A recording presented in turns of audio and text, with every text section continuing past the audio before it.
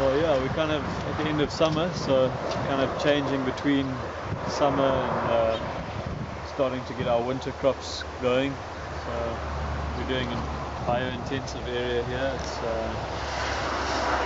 double digging all of the beds, so that's getting them at least 60 centimeters deep, 30 centimeters pulled out, and then we just aerate it below that, and then we fill it back up again, add in compost, add in some of our horse manure, and yeah, we plant our vegetables really close together.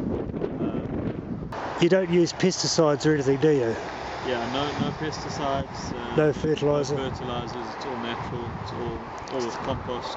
So you just use the horse poo and stuff like that? Horse manure, different plants like that we grow to put into our compost, and yeah, all the organic matter that comes off our site, we just compost it and add it in. Yeah, that's what we've been using. The corn's looking quite good. Yeah, so we're saving some for seed for next year, and we've been harvesting some. All right. Yeah, we'll follow this area with broad beans in the winter. Yeah. Just to keep all the rotations going.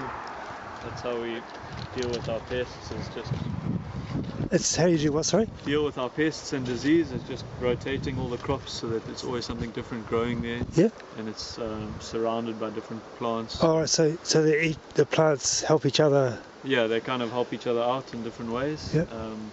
Some of them are like barriers for pests. All right. Some of them like sink a pest in. Like the stink bug really likes the leaves of the tomato. So is that good or bad? Well, they don't bother the tomato too much, so we kind of let them hang out there. Yeah. And then we know that it's keeping the bugs away from our leafy greens, which they would destroy. The stink bugs keep away the other bugs. Well, the stink bugs, if they were on our leafy greens, all right, they would eat the greens. Okay. We wouldn't have any. Yeah. But when you have tomatoes, they kind of seem to stay with the tomatoes instead of moving off. So we kind of use it as a trap crop. Oh, I see. Yeah. So, Daddy, who does all the work around here? Apart from yourself, of course. Well, we have a little place where the volunteers stay. So we usually have about 5 volunteers at a time. Maybe 1 or 2 long-term volunteers and then a few short-term volunteers. They come from all over the world, and yeah, they just find us online and come and sign up, and they spend 5 hours of work in a day, and then they get board and lodging, and it's kind of just a good energy exchange and kind of little community that gets created for a short amount of time. Yeah. And they're called woofers, aren't they? Like woofers, workawayers. Yeah. Yeah. We put them like everywhere where it's possible. We'll have heaps of onions. Yeah, sweet. Part of the culture here is strictly vegetarian. Yeah. And they don't. Strictly vegan, actually. Yeah. Oh, strictly vegan.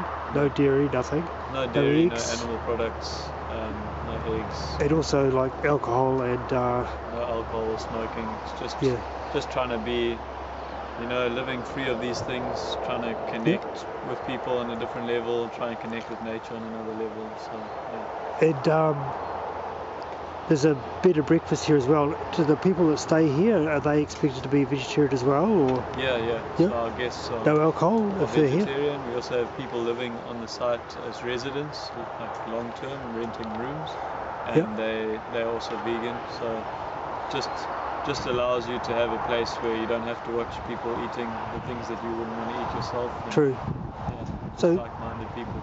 The term permaculture, what exactly does that mean? Like it's all year round farming? So it comes from the 2 words permanent and agriculture, or it's become permanent and culture, and it's just a way of designing humans into ecosystems. All right. So that we can benefit the ecosystem and benefit from it rather than trying to become too separate from it. So it's keeping the people who eat the food with the food, sort of thing? Exactly. Okay. Making sure we can keep growing food like continuously without using more energy or resources than the earth has. Yeah. Yeah. And you also, like, there's some of the animals over here, that the sanctuary, they're like rescued animals, are they? Yeah, they've come from different domestic farms. Yeah. and Alpacas.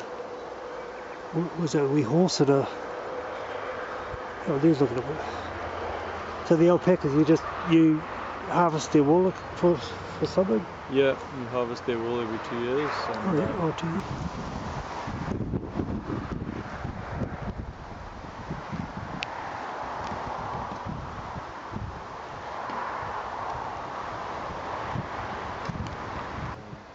So this is the food forest. Yeah, about 2-year-old food forest. 2 years? Yeah. Oh, yeah. Got our pioneer Tagasaste trees. Oh, sorry. Tagasaste trees. It's a pioneer tree. It's just to fix nitrogen in the soil. Oh, right, okay. The leaves can be used as fodder, but other than that, they're not edible. And yeah, it's like halfway between wild and managed. So there's sort of like it's quite natural looking, isn't it? yeah, sort of natural herby kind of things, like a lot of edibles, a lot of medicinals, just things that help hold the soil and keep it good and protect the soil.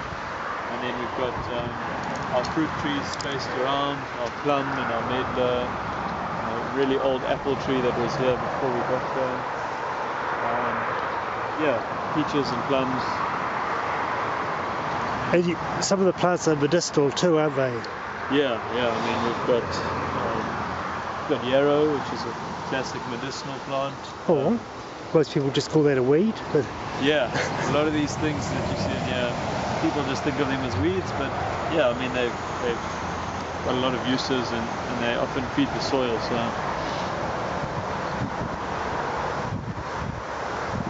yeah, so it's not just a garden designed for its prettiness, but for its usefulness as well, isn't it?